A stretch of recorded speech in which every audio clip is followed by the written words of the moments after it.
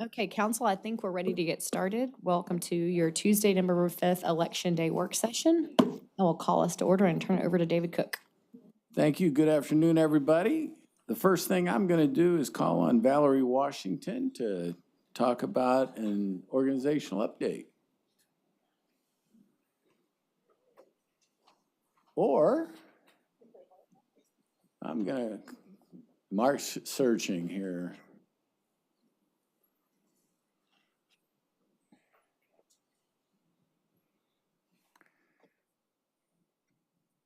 I'll give him the countdown here.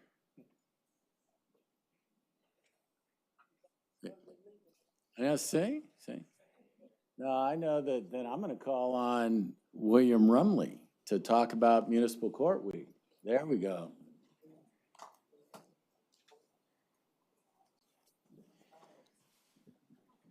Good afternoon, Mayor and Council, City Manager, staff, William Rumley, Court Director. Also have our Chief Judge, Simon Gonzalez here.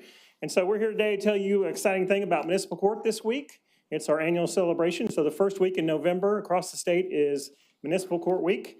Just as a reminder, Municipal Courts see more people at their courts than all the other states combined. And I'm sorry, all the other courts combined, not all the other states, hopefully. That's a lot. But anyway, we have a lot of activities going on. So Councilmember Beck helped us to do our opening ceremony, as well as ACM Washington this morning. And Chief Judge, we had the color guard from Diamond Hill Jarvis High School present the colors for us. So it was a great opening ceremony this morning.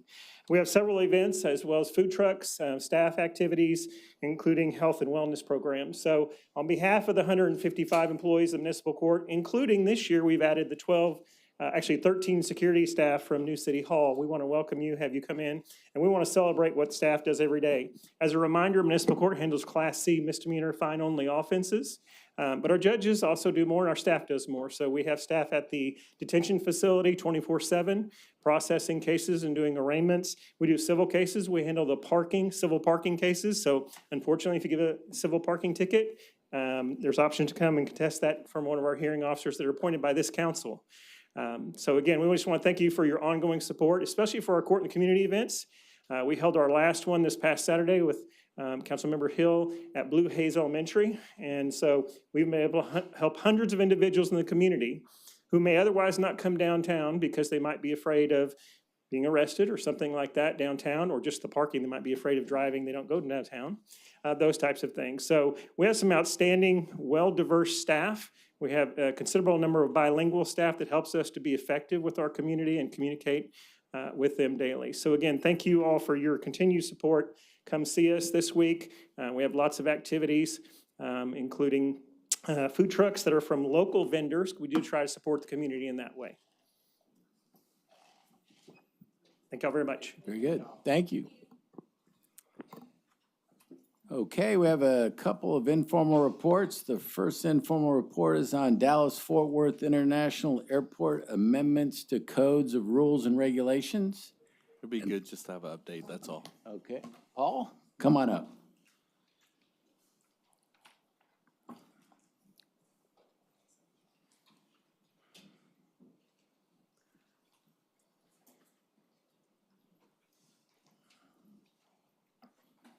Hello, I'm Paul Tommy, Assistant Fort Worth City Attorney on assignment to DFW Airport. With me today is Asia2 Whiteside from the Environmental Affairs Department of the airport. Today we're asking you to amend Chapter 6 of our Code and Rules and Regulations to implement some changes that are originally mandated by both federal and state regulation and being mandated through TRA's, Trinity River Authority's contract with us. I'm told that the cities of Fort Worth and Dallas are having to make the exact same changes to your code, so this hopefully won't come as any surprise. I am not an environmental law expert, which is why I brought ASEA2 with me to answer any technical questions. In your packet should be the redlined code changes if you care to wade through them. But that's what we're asking. No, I don't.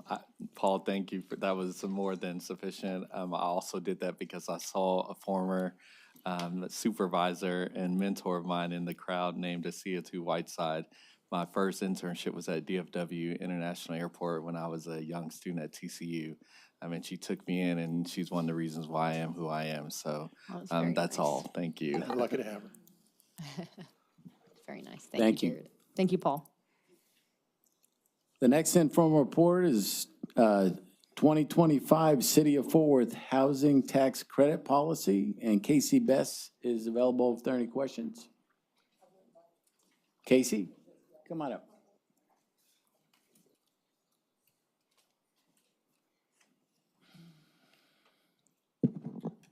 Hello, Casey Best, Neighborhood Services Department. Just to go over this IR that we're submitting. So every year, the TDHCA, Texas Department of Housing and Community Affairs, they provide a qualified allocation plan related to our housing tax credits. And so the city, we typically get applications for 9% tax credits as well as 4% tax credits. Our staff goes through that qualified action plan to see, are there any changes that TDHCA is recommending that we need to update in our own policy? And then just based on how the application process went in that following year, are there any recommendations for improvements that we would like to include? So based on that, the changes that we're recommending, they're fairly minor. But one is just clarifying the process for receiving a hold harmless zoning letter. And that's just clarifying to the developers that they have to take the initiative to work with development services to get that letter. The other is adding neighborhood alliances as a registered community organization. Right now, we do have the homeowners associations and neighborhood associations. And so we also wanted to include neighborhood alliances.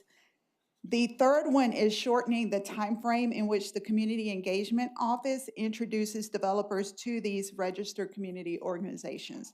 It was previously 2 weeks, and we've reduced that to 1 week. And we did talk with community and public engagement regarding that recommendation and got their buy-in to make sure that is something that would be doable for them. And then finally, on our 4% housing tax credit applications, this one is a non-competitive process, and we don't typically receive a lot of applications. We had been receiving applications on a quarterly basis, but because there wasn't a lot of volume, what we've done is we've removed the quarterly deadlines, and we'll just be taking 4% housing tax credit applications on a regular basis. I guess I do have a follow-up for you. Again, congratulations on the way you've stepped in and taken leadership of this department. You mentioned that HOAs, neighborhood associations are going to be included. Yes. As you know, there are a number of neighborhoods where the associations have gone deactivated. There's no one. And so I would hope you would keep the churches included in that list. They're already in the database, but make sure that, is there any objection to including them because we already have them listed? I will check on that. I know when we are talking to developers, we do ask that in addition to working with the registered neighborhood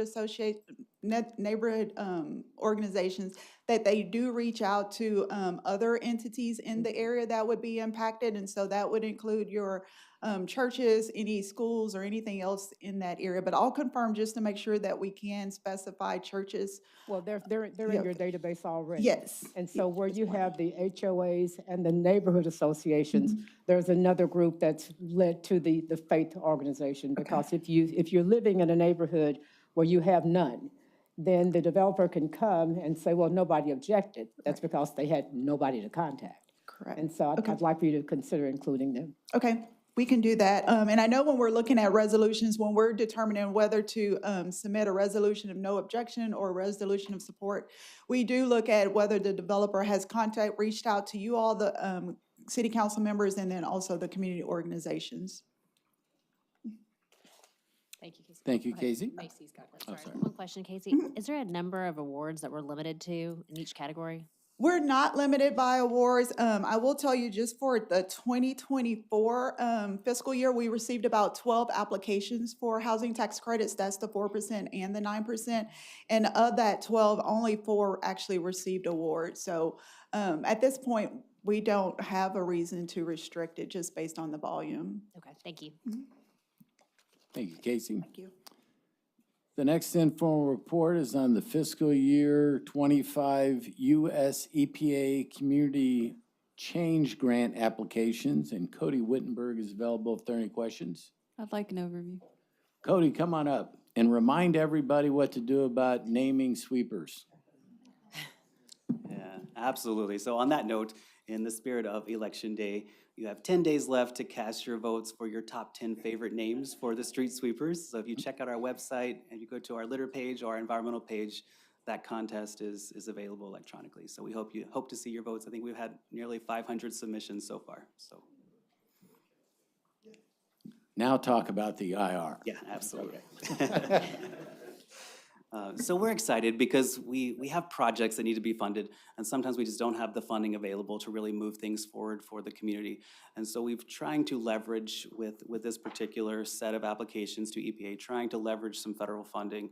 One is really specific towards some green space revitalization and brownfields revitalization. We've got a few projects listed, which may or may not come to fruition based on what EPA's reviews are. But if you think of what we commonly refer to as the Alice Street silos, or if you look at some of the other spaces around the city, we have some really neat projects coming forward in that application. And our partner with that is, proposed partner is Texan by Nature. The second application we're moving forward with is really focused on air quality and developing a sustainability plan, hopefully, for the community, and trying to be in tandem with some of the efforts through the North Texas Commission, the North Texas COG of Council on Governments, and keeping that moving forward. So we're excited if that was to move forward. We feel like there would be a sustainability plan effort for a couple of years, and then we'd also try to lean into this air quality conversation. We've had a lot of feedback to develop a network of community sensors to understand air quality a little bit better and to augment the regulatory network. And so we're excited to see what happens through this competition. Cody, I'm really excited about this grant opportunity. I mean, I know it's just an application, so, you know, we may not get it, but I'm very hopeful. Fingers crossed, and I'll even pray. But there is a bullet 4 where we may hear no later than September 30th, 2026. Could they make a decision earlier than that, you think? Absolutely. So we expect that we'll learn probably something in the spring of 2025 or hopefully early next year. However, with additional project funding or supplemental funding, EPA could award as late as that September 30th, 2026. And I just want to commend you for always looking for other opportunities or grant funding to, you know, to take care of the community and provide funding for projects that are really hard to find funding for. So thank you. Absolutely. Thank you. I do have a challenge for you, Dr. Wittenberg. I'm looking to see what interest we have on the east side of Fort Worth, you know, whether it's southeast, what have you. Now, this may be off course with this, but usually wherever you've had some environmental justice concerns, that gives an opportunity for a project such as this.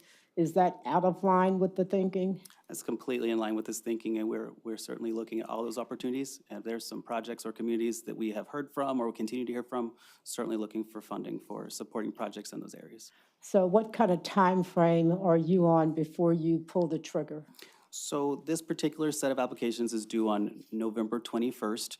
You'll see a couple of M&Cs before you on November the 19th. We'll have a day or two to finalize the application after that vote, and then we hope to move forward on the 21st. Well, I'm going to be reaching out to the Sierra Club, the NAACP, and any other group that has complained about environmental justice matters, because I would like for us to be sure we have some likely applicants who might be interested. Absolutely. Thank you. Thank you. Thank you, Cody. Don't go far. The next informal report is a litter control update, both fiscal year 24 summary and an outlook for fiscal year 25. And Cody is sharing the podium with Richard Zavala. They're tag teaming it. Yeah. Questions? There you go. I do. Cody and or Richard, if you can just give me an overview, and I do have 2 questions at the end of that. Absolutely. So, you know, each year our team is working extremely hard to create and maintain that safe and clean city. And the amount of support and resources we have invested into really making our city clean is really impressive. I think it was a really highlight of a point to over 19 million pounds of litter and debris collected across all of our programs, over 1,300 illegal campsites cleaned, over 8,000, nearly 9,000 illegal dump sites cleaned. Lots of great collaboration with parks and TPW and neighborhood services to clean up areas and respond to different efforts. And then, of course, most recently, as we mentioned, the street sweepers, kicking those off, we expect to even do greater things in FY25. Richard Zavala, Park and Recreation. The only thing I'll add to that is the report also talks about our contract mowing frequencies that were added and increased in the fiscal '24 budget, where we went from 20 cycles to 26 cycles. Well, what does that mean? That means during the growing season in the spring, we were hitting medians and right-of-ways on a 10-day basis, average 10-day basis, rather than a 14 to 20-day basis. Each time they mow, they're picking up litter. And I can tell you, I consider myself an expert in this, but I think the town looked cleaner last spring. And but for him and Upspire, I-30 coming in from the west is unbelievably clean comparatively to what it was just a few months ago. So hats off to you and the city manager for allocating these resources for us to be able to provide a cleaner, more vibrant Fort Worth. Thank you both. That's a good segue to one of my questions. Actually, I have three. Richard, you mentioned these added efforts to keep certain areas, certain corridors clean. And Cody, you and I had talked about this before.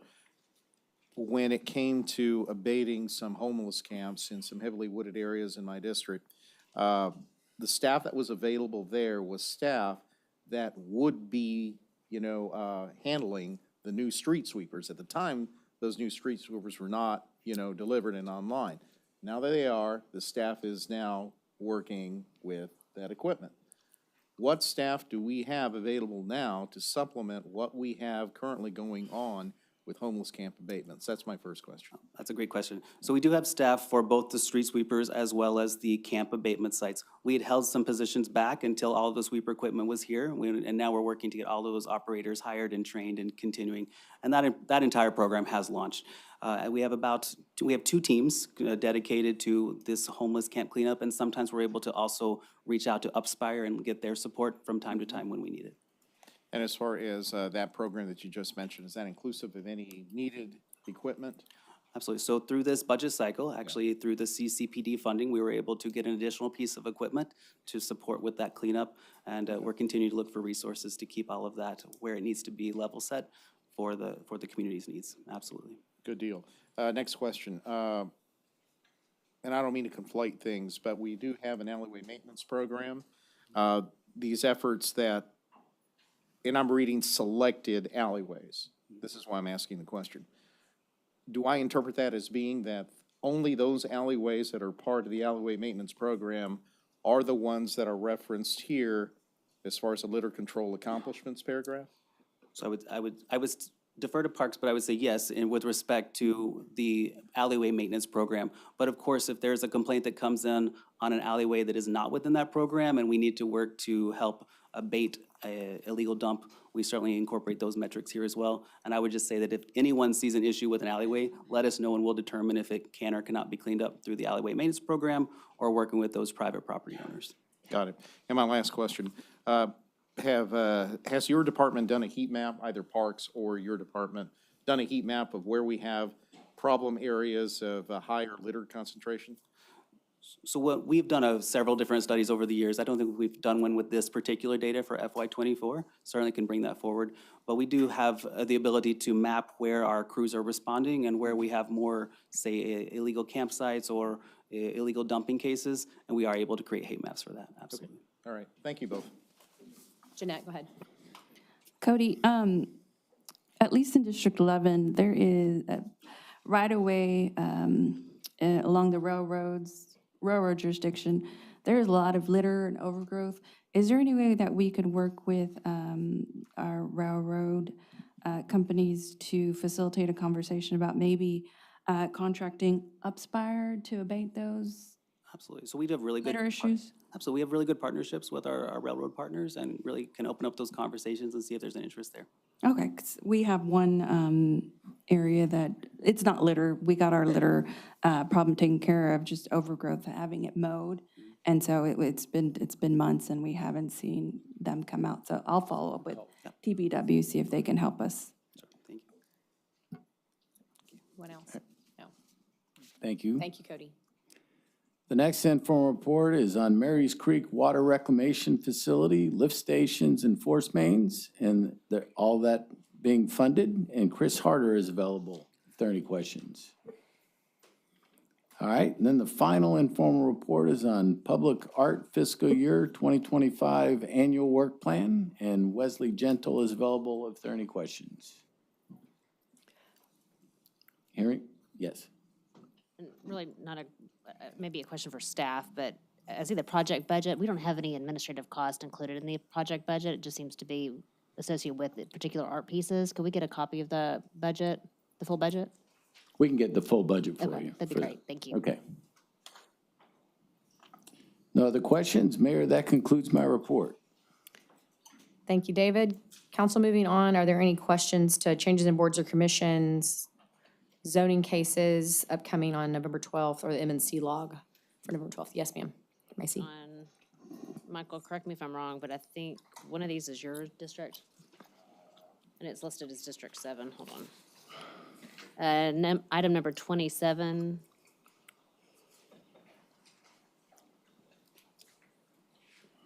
Confirming that's District 3. Will you look real quick? Item number 27. Is that yours? Okay. It's yours, okay. Then never mind. Any others, council? Okay, if not, we'll move to our first presentation, the Fort Worth Convention Center Expansion Renovation Phase 2 update with Michael Crum, our Public Events Director. Mayor and Council, good afternoon. I'm Michael Crum with the Public Events Department, here to update you on the status of the Fort Worth Convention Center expansion and renovation project. What you're going to see today is the work of literally hundreds of people on the city staff. And I have the privilege of standing up here today and representing the project, but this project requires a lot more hands than we have in public events to make it happen. First, it starts with all of you and your support for Fort Worth's visitor economy. Remember that that economy is worth more than $3 billion a year and employs over 30,000 people in this community. From there, we couldn't do this without the support of the city manager's office, the legal department, FMS, property management, the business equity team, development, TPW, water, parks, our partners in crime at Visit Fort Worth, and then finally the great team over at Public Events. So it is literally a cast of thousands that have had a hand in making this happen today. Oh, use the clicker. Okay.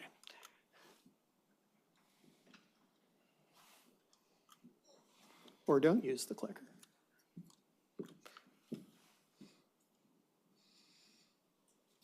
Now try the clicker.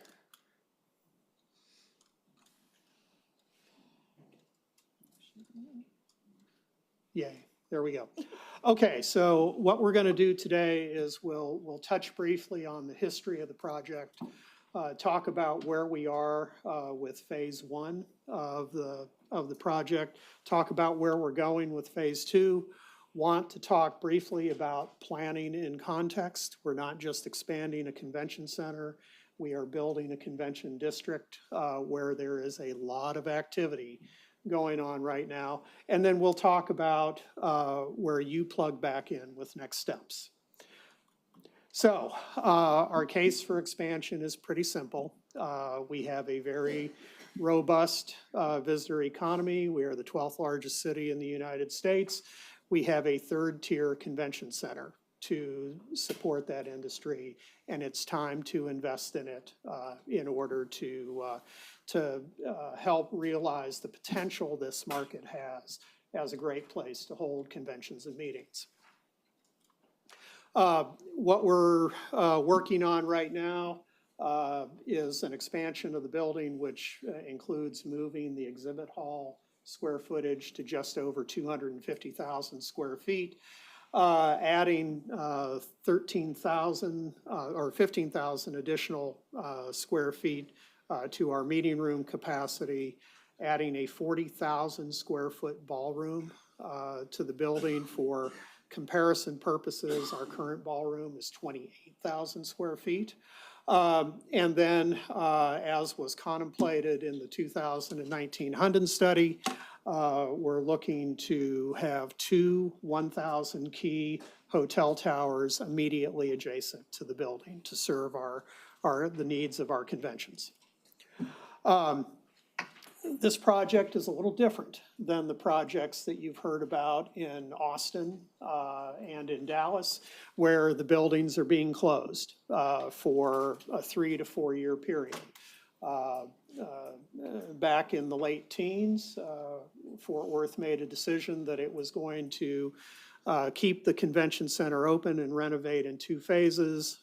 First reason is a market-driven reason that our downtown hotel community has a significant reliance on what the convention center produces in order for them to meet their occupancy and profitability targets. And also, we have obligated ourselves to keep the convention center open through the 2005 room block agreement with the Omni. So, 2 phases, as we've talked about. First phase is essentially a back-of-house renovation. And then phase 2 is where we start to do the things that our customers will see.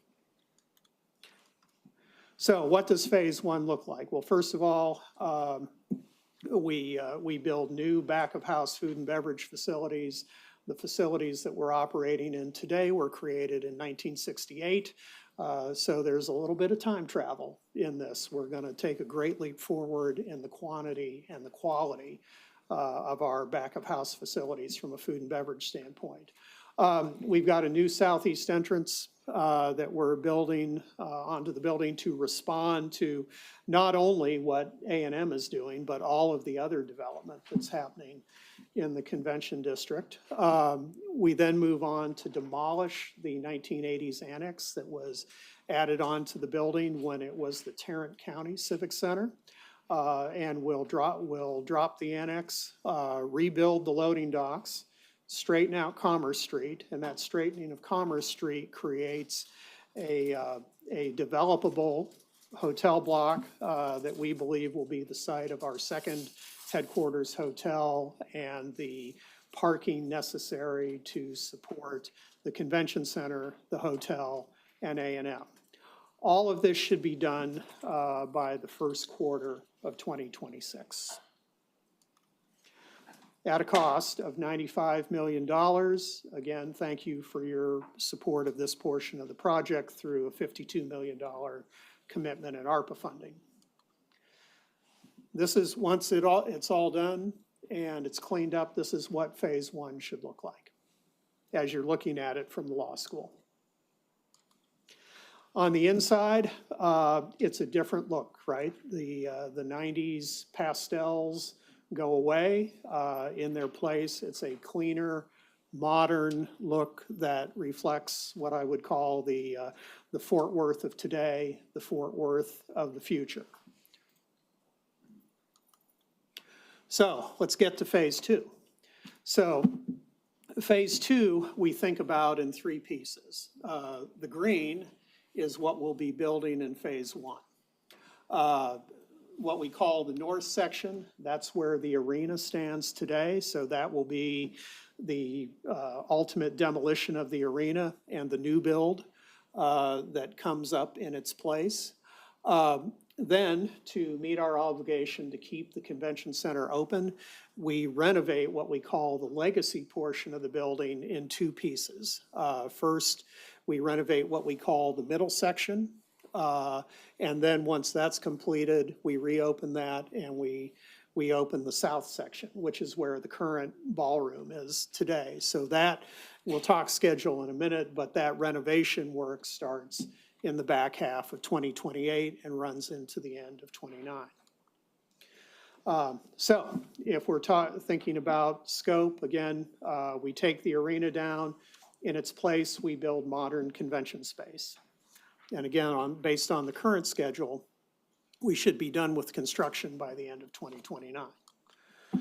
This is the schedule, a little hard to see, but we will renovate every restroom in the facility, so we'll move to a hotel quality restroom package. and then we'll start that work in '27. We close Hall F, which is the hall closest to the arena throughout the project. We do that so that we create a buffer between the new construction and the events that we'll continue to host in the middle and southern sections of the building. And then, as I described earlier, we will start with the renovation of the middle zone, and then complete that, and then move on to the south zone. What this schedule enables us to do is maximize the opportunity to book events into the facility until we have to start this renovation work. We currently are holding 90 days at the beginning of 2030. That's just hedging our bets right now against unknowns. And we will modify that hold as we get farther into the project and understand more about the schedule. Still working with a $606 million budget. This is all coming out of culture and tourism. This is the why we went to the voters to ask for permission to levy an additional 2% in the hotel occupancy tax so that we would have the capacity to fund this. Design and pre-construction, $60 million. Our plan would be to issue that debt this coming May, and then in May of 2026, issue $546 million in debt for the construction of phase 2. Talk a little bit about planning and context. We're not doing this project in a vacuum, right? And there are plenty of things going on around the convention center that we have to respond to, that we have to collaborate with in order to maximize the opportunity that all of this development represents. So we have the convention center project, and the red dotted oval there represents that new block of developable property on the east side of Commerce. We have residential projects both in the pipe and under consideration. If these slides look familiar to you, these are from Andy Taft's Downtown Fort Worth Inc. Presentation that he did earlier in the year. So we have plenty going on from a residential standpoint. We have the additional hotel development. Right now at the top of our list is the expansion of the Omni and the second hotel tower on the east side of Commerce. And then don't forget about our friends from A&M, right? Their impact on this end of downtown is just as significant as what we do with the convention center. $3.4 billion in development going into downtown Fort Worth in the coming years. That's, you'd think about that as city building, right? That is a ton of investment going into the community in a very short period of time. So we just can't build institutional, right? We have to, we have to create some experience around these large catalytic projects that we're building, and so we're sensitive to that. How do we bring green space into the equation? How do we bring the types of retail and entertainment opportunities into this part of downtown that our visitors and our conventioneers are going to enjoy after a full day of conventions in the building? So all of this is part of the conversations that we're in, both internally, but also with folks over at A&M. I think we have 3 or 4 different studies going on right now about how to maximize this opportunity.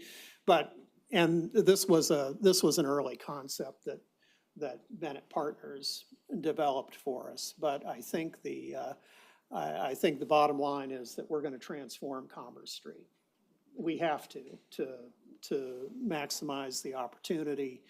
And so this is a concept, maybe not the concept, but you get the idea, right? That we've got to bring more than just the catalyst projects into the development plan. So where are we going next? February of 2025, we're going to ask your permission to start schematic design on phase 2. That if we do that, then by October of 26, we'll be ready to mobilize on construction. Our renovation plan currently contemplates that we start in September of 28 with all of our renovation and our construction done by the end of 29. So decisions that we'll be asking you to make. Next week, there will be an M&C on your agenda to approve advance funding to jumpstart our convention center design process.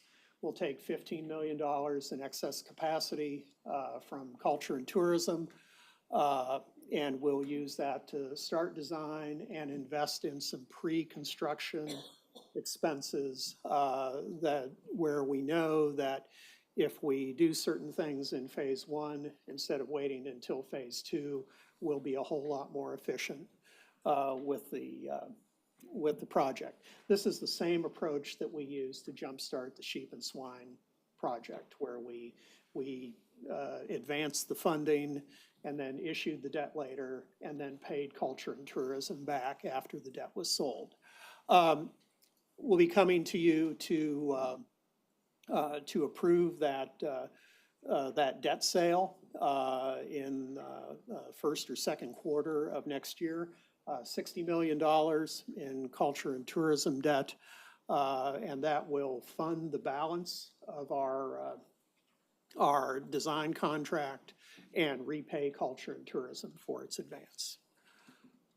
And then the big nut will be in the second quarter of 2026 when we issue $546 million in debt to fund construction. We have a team that is advising us on convention center expansion issues. We'll be reactivating that team as we start into the schematic design process.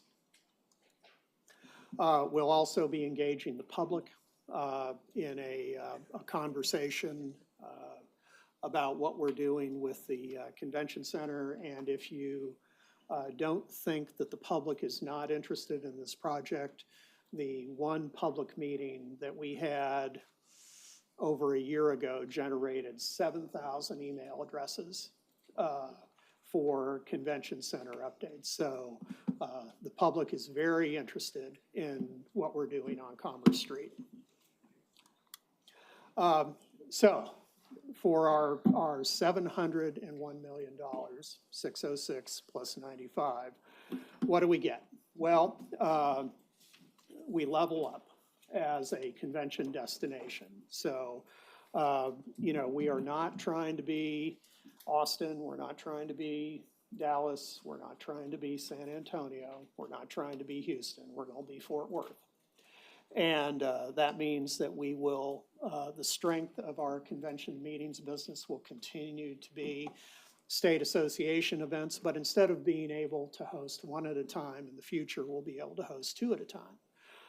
Where I think you really see some dramatic change is that we become a much larger player in terms of hosting Southwestern Association events and start to edge our way in to the national meetings market. And we have that potential with the reputation of our destination, with catalyst level facilities. The future of Fort Worth as a convention destination is unlimited. And that $3.1 billion, after we do this, we're going to be talking about $4 billion, right? So with that, I'll take your questions.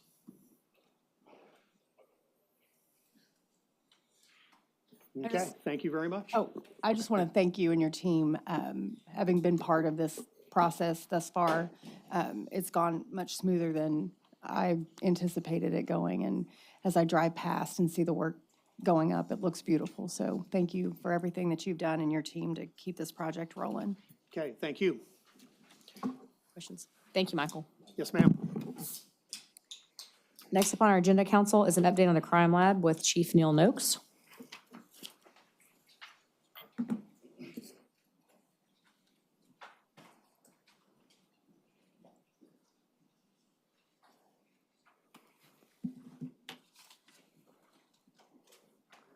Mayor and council, thank you so much for allowing us an opportunity to come in today to give an update on the work being done with the sexual assault kit backlog in the Fort Worth Crime Lab.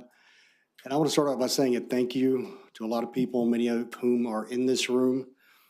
First to mayor and council for the leadership, the direction, and for reaching out to potential partners to assist us in this work. It has made a difference. I want to thank others within the city, like the city attorney's office, HR, OPOM, the Fort Worth Lab, people who have stepped up to be a part of the solution, to our crime lab team, who has been working extra hours and been diligent about bringing this backlog down. I want to say thank you to the community for their patience. And I'll be honest, I was not surprised in the least when so many people within the city of Fort Worth stepped up, because I believe all of us understand the importance here. We understand the urgency here. We understand that our survivors of sexual assault deserve to be provided the right kind of service, the right kind of resources, the right kind of investigations, the right kind of compassion and dedication to making sure justice is realized for them. So thank you for everyone who's become a part of this solution. One thing that I also want to note is, with the urgency of the situation, the need to get this done as quickly as we can, we also understand that we can't rush this to the point that we compromise the testing or investigations in any way. So I want you to know we are committed to both doing this quickly, but doing this thoroughly as well. For the presentation today, we're going to talk about an update, where we've been able to advance since the presentation on October 22nd, and an outline of the next steps in this process. So as of November 4th, the current number of overdue cases is now 708, and that is down from 898 from October 11th of this year. Thankfully, we have been able to reach an agreement with the Tarrant County Medical Examiner's Office to assist with the work that we're doing in the crime lab in reference to sexual assault kits. Because of restrictions and limitations on CODIS entry that is set by the FBI, the Tarrant County Medical Examiner's Office will not be taking any of the backlogged cases. What they will be doing will be assisting us with any new incoming cases, so that way our team can focus just on the backlog to bring it down even further. We're working with our city attorney's office on that contract, and we're getting very close to finalizing it. One thing that was brought up before was communication with our victims who've been affected by this. We've assigned 30 detectives to make phone calls to every victim whose case has been affected by this backlog. We initially started with all cases with unknown suspects, and we anticipate having those done by tomorrow. After that, we start with all the cases with known offenders, and we will get that done as soon as possible. But again, we aren't rushing that. We're making sure it's done with the intentionality and compassion that it deserves. Moving forward, this will not be a problem again for any victims to have to worry about being notified. Our goal obviously is to never have a backlog, never have anything overdue, but it is now in policy that detectives have to notify the victim if that test does go overdue, and they have to note it in their case notes so we can keep track of the notifications. Now, one thing we talked about is we've had problems with the lab for a while, for too long. What we need is input from our team inside the lab. And as part of the accreditation process, the lab has 4 lock boxes within the lab, so lab employees can anonymously give feedback on issues they see, maybe that are occurring or that may happen, and those can be shared all the way up the chain to me and our city leaders. As we discussed last time, as it was recommended by council, OPOM has been included in this process, and they've been a part of our meetings ever since that time. We're attempting to solicit a waiver from the FBI to allow us to outsource some of the CODIS entry, but up to this date, the truth is it doesn't look like that's going to happen, but we're still giving it a try. We really promoted the job opening on social media, on LinkedIn, on any platforms that forensic scientists would look for job opportunities. We established one point of contact for our media team because we understood that there was quite a bit of difficulty with the sharing of information between us and Scott Friedman and his team. And our strategic communications specialist, Chelsea Kretz, has taken the lead, and she will be the point of contact going forward. As we discussed last time, I will be doing a follow-up interview with Mr. Friedman next week, more than likely, to talk about where we are now and any other questions they have in relation to the story. And in the interest of transparency, our updates are being included now on our website so that the community can access that as well and see exactly where we are. We had a slide last time that talked about the demographics of these survivors of these cases. One that glaringly had been left out was the Hispanic demographic. And the reason is we'll have different races and ethnicities, and could be white and Hispanic, white and non-Hispanic, black and Hispanic, black and non-Hispanic. We hadn't broken that down. We corrected that. So here are the numbers that you would see if you looked at the demographics of those victims associated with these cases in the backlog. 358 Caucasian, 256 African American, 264 Hispanic, 13 Asian, and 11 either listed as other or unknown. The two sets of numbers you see at the bottom, this is in relation to the suspects in these cases.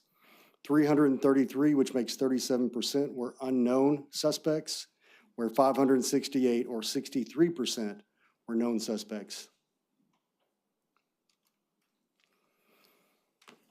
So we did find out, working with HR, that our pay rate for our forensic scientists was not where it needed to be. We're about 83% of the market rate, which obviously wasn't going to get the job done. They worked with us to make sure we have a correction. It'll be a 3-step process for a 9% pay raise to make sure we are able to retain the talent we have, and then also go out and recruit the best talent we possibly can. In addition, for the extra work that they are doing to reduce the backlog, there's a $4,000 incentive, and that's going to be paid in 2 phases, when we're halfway done and then when we're completed, and HR is finalizing that now. We posted the vacancy for the 5 vacant DNA scientist positions on October 24th. We got very good results with 39 applications received. We had 12 that really stood out, people with training, with certification, and with experience. We are in the process right now of interviewing them to find out which of those candidates will be the best. And we're looking at potentially hiring an external vendor to assist with the training, because given the staff that we have now and the trainers that we have on staff, that would be quite a job to actually work on the backlog and to train. If we're able to hire 5 who are all pretty much ready to go, maybe just need to be trained up on our systems and our software, we may not need that training vendor after all. Next steps, we will continue our weekly reporting to the city manager's office and council. We're going to continue our weekly meetings with the city attorney's office and OPOM. We're going to finalize the incentive payment schedule with HR, finalize the contract with the Tarrant County Medical Examiner's Office. We've already set up and already conducting interviews with our DNA scientist applicants, and we'll finalize the plan for the training of those newly hired scientists. Additionally, we're working with the Fort Worth Lab to engage an outside vendor. The lab already goes through an accreditation process every 4 years to make sure we're meeting standards. But as the mayor pointed out in our last meeting, we're not just looking about meeting a standard, we're looking at setting the standard. So we want to bring in a fresh set of eyes, an outside entity that can come and tell us what we're doing well, what we're not, and where we can improve to make sure we are the lab that's setting that standard. We'll continue to look for contract employees who can help us with the CODIS entry. What we have found up to this point is many of the people we reached out to work for employers who do not allow them to work for other labs. So far, we have not found any that are willing at this point. We're going to complete all of our phone calls to the victims. We've also got a meeting with Dr. Lavinia Masters. We all know an incredible woman who has done some amazing things, took tragedy and turned it into triumph by actually changing laws and making sure things would be done. We're going to talk with her about what we can do better, not just as a lab from a technical sense, but what can we do to make sure we regain trust where we may have lost it. And obviously, we're going to have a constant evaluation of the timeline to let you know where that timeline is. We set the April date for catching up on our backlog, but quite frankly, we're going to work to do it sooner if possible. I'd be happy to answer any questions. Thank you. Councilmember Crane. Thanks, Mayor. Can you flip back to the slide with known and unknown? Thank you for breaking that slide down, first of all, because I think it was a question for a lot of us, how many, the Hispanics were lumped in, I think, with Caucasian, to know how it's broken down. But what's the definition of unknown and known suspects? Were the known suspects already in CODIS? No, known suspect means the victim knows who the suspect is, or we were able to determine that through an investigation. Unknown is where we're waiting on that information from the test to hopefully determine through CODIS who that suspect is. Okay, so they knew the suspect. This is just going to give the evidence to the DA with the known that where they could actually pursue that further. Well, and they can pursue, when there is a known suspect, we're not waiting on the testing to come back to continue our investigation. And the DA doesn't necessarily wait to prosecute the case because we know who the suspect is. We also want to make sure we get that suspect in the system in case they're listed in the system as an unknown because they're a repeat offender. We need to find that kind of thing out. But with known suspects, whether it's entered in CODIS or not, that does not affect the progress of the case. Great, thanks for that. Yes, sir. Thank you, Charlie, and then Jared. Thank you, Mayor. Thank you, Chief. Appreciate the update.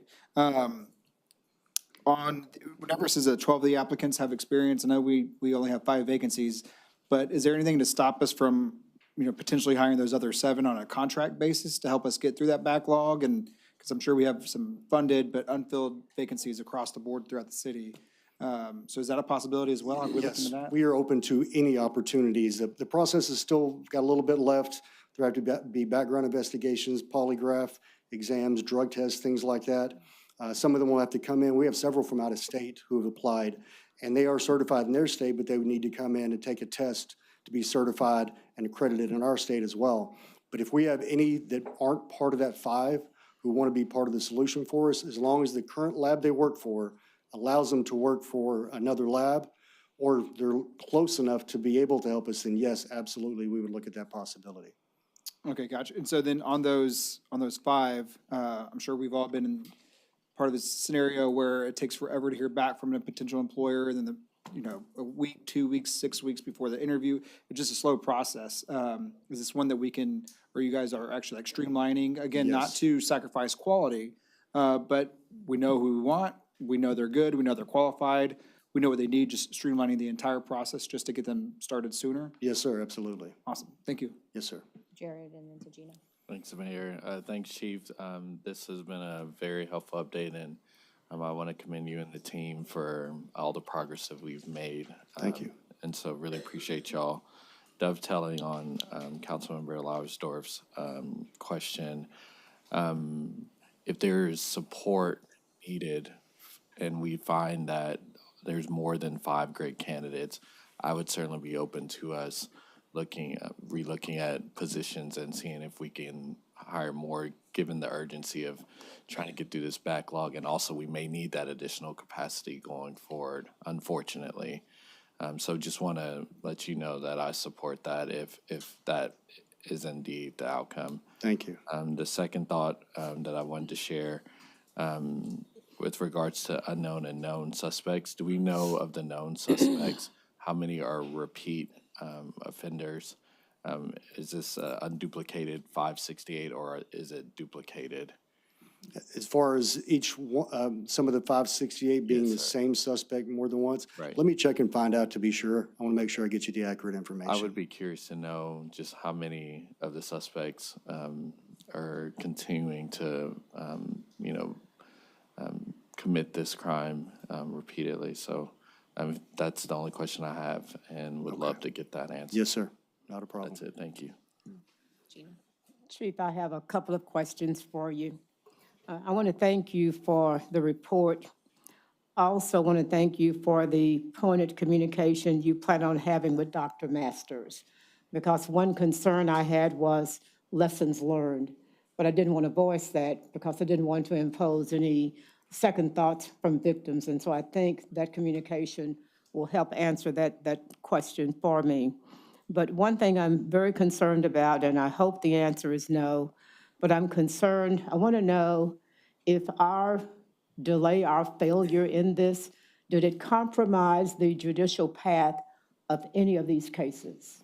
Our understanding is no in our conversations with the district attorney's office. Okay. And I want to thank you for reaching out to Dr. Trent Adams and others. I'm glad you're finding some relief here. One thing I'm very concerned about, when people commit to doing follow-up, it's kind of like political calling. If you don't get an answer, you just keep moving on. What steps are you going to put in place so that we know the outcome of each call that's made? Yeah, that's a very good question. We've got Assistant Chief David Carbajal, who's been leading the effort on that. I'll have to look back and see what tracking is being done to see, first of all, not that just a call was made, but contact was made, and then what the outcome of that call was, and that's something we could come back with next time to discuss. And finally, are you able to introduce this council to Chelsea Kretz, because I don't know her? Yes. Chelsea, would you stand, please? Okay. I wanted to see who she was, Chief, because you have to realize, you're fine. You have to realize we get the calls when your office doesn't respond to them. And that shouldn't be a position that we're put in. During my interview with NBC5, I was telling them, well, we're short on people. We can't fill those positions. It was very embarrassing for them to tell me, Gina, the jobs aren't even posted. And so I would just say this has been a very ugly story for us to deal with. I think there has been a breach with the female population, and I hope we can take actions to make sure we know that women are valued in this city when we call for help. Absolutely. And if I may, I know, Mayor Pro Tem, you have experience working in the media professionally. Chelsea also started out early in her career working for Fox. For many years, she worked for the Grand Prairie Police Department in a similar position where she developed a relationship with Mr. Friedman. From there, she went to Parkland Hospital and led the communications team there before coming to the Fort Worth Police Department. So we feel with the relationship she's already developed and the level of expertise she has over the years with varied types of experience in communications, we have the right person on the job. Yes, ma'am.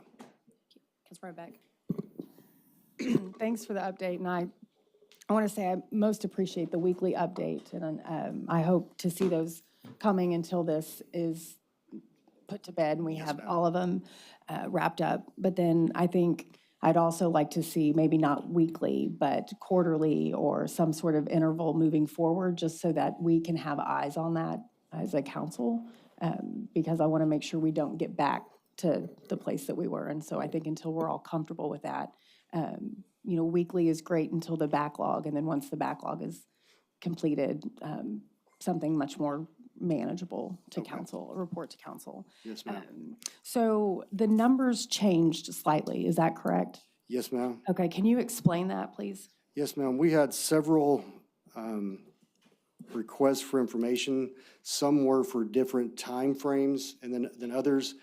And last time we talked about the number of overall kits that were there. But what we talked about was, I think it was 779 kits that were already tested, but not yet entered into CODIS. That's part of the backlog. Okay. Then we had 190 additional kits that had just been mailed off. 116 of those were already overdue, which gave us, I think, a number of 895. We continue to scrub the numbers and continue to make sure we get it right. So it's a difference of 3 this time. It's 898. Okay, thank you. And then a couple of questions. I appreciate that we've reached out to the Tarrant County Medical Examiners. So are we going to be sending them all of our new kits as they come in so that we can focus on the backlog? Once we have the contract finalized, if they're able to accept the capacity we have, and it's not a large number on a weekly basis, yes. Something else I didn't mention, because this has just been brought up, but the Southwest Institute of Forensic Science in Dallas, SWIFS, They have also reached out, and they believe they're going to have some capacity to assist as well. If that works, if we can put a contract together with them as well, whatever the medical examiner's office is not able to accept here in Tarrant County, we can work with Swifts in Dallas. And so then they would just take all the new ones and we could focus on that backlog. Exactly, and that would be not only the testing, that would be the CODIS entry as well. From beginning to end, they would handle it. Okay. And so you said Swift, Tarrant County Medical Examiners. Are there anyone else on the horizon that we think we might be able to plug in? Not at this point, no. Okay. Does this, Mayor Pro Tem Bivens asked about if it impacted any cases. Do we think there's any issues with chain of custody or other judicial issues that we might have because of this? No, ma'am, we've had no indication of that. Okay. I want to say I really commend you on making the policy change about how we're communicating with victims of sexual assault and making sure that it's codified so that any new detective or old detective understands that, you know, this is a priority, that we communicate with these women or men that have been victims, and they know where the process of their case is. So then my next question, and I think, also, I'm really proud that y'all are putting this on Fort Worth PD's website to keep the community updated. I think that goes a long way to be more transparent and, you know, just be real with the community about where we are, and it helps rebuild trust. We've had some discussions around the table about the use of contract employees, and I know that's a question that I started asking about a week ago. But the one answer that I haven't gotten, and I'm hoping you can answer today, is this something that can be done remotely, specifically the CODIS entry? Is that something that can be done remotely through secured servers or whatever the people in IT figure out, or do they have to be physically in a crime lab? We checked on that, and unfortunately, no. They would have to actually physically be in a crime lab, a CJIS-protected facility connected directly to FBI system, and so we would not be able to have any of our employees do that remotely. Okay. And there's no interest, like Tarrant County Medical Examiner's Office, for them to maybe moonlight and come over and do some of that work for us? No, ma'am, we haven't had any interest, and we've reached out several times, and they may be one of the employers that doesn't allow their employees to work outside of their own lab. I'm not for sure. We have not gotten any interest from the medical examiner's office employees. Okay. All right, I think those are all the questions I had. Thank you for the... Any other questions, council? Oh, sorry, one more. Jared Williams mentioned it, and it's something that's of interest to me, but as part of that weekly report, for those unknown suspects that we are entering into CODIS, what I would be interested in knowing is how many of those pinged in CODIS or known suspects as an unknown suspect in another case, I guess, if that makes any sense. I want to really kind of get an understanding for what potential harm we've done as well, because I don't think we can fix it until we know what we've done. Yes, ma'am. Any other questions, council? No. Thank you, Chief. Thank you. Council, that's the conclusion of our formal presentations today. Do we have any future agenda items? I do. For city management? Gina? No, I saw Beck's hand Oh, first. I just would like an update on the boarding homes, where we are, how many we permitted, and what the status of that is. Mayor, and I think Elizabeth has as well, made a request to an outside agency wanting detailed information on quality childcare. And so what I wanted to correct is, I should have put that request to our staff. And so I'd like a report on quality childcare that is likened to the Fort Worth Education Project's details that they share. I shared that with Casey by email, so she'll know what I'm looking for. But at a meeting this weekend involving a zoning case, we're trying to communicate the need that Child Care and Associates has. And one of the neighborhood leaders responded, well, I see child care facilities all around the neighborhood, so people really don't know.